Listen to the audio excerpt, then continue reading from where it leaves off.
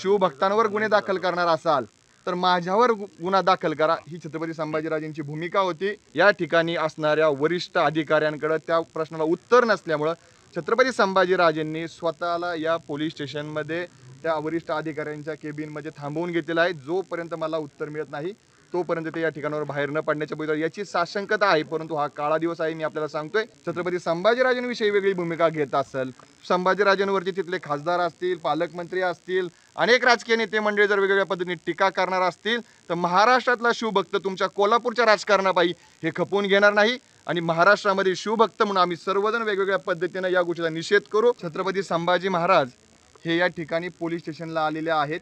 त्याचं कारण होतं की अनेक शिवभक्तांवरती खोटे गुन्हे दाखल केलेले आहेत, त्यामध्ये काही कार्यकर्ते होते नव्हते। याच बरोबरीने दुसरं कारण होतं, शिवभक्तांवर गुन्हे दाखल करणार असाल तर माझ्यावर गुन्हा दाखल करा, ही छत्रपती संभाजीराजेंची भूमिका होती। आणि तशा पद्धतीने विचारायला संभाजीराजे या ठिकाणी आले होते। जवळपास 1-1.5 तास ही सगळी चर्चा चालू आहे। संभाजीराजेंचा प्रश्न असा आहे त्यांना, जर तुम्ही त्यांच्यावर गुन्हा दाखल करताय तर माझ्यावरही गुन्हा दाखल करा आणि माझ्यावर गुन्हा दाखल आहे का याचं उत्तर द्या।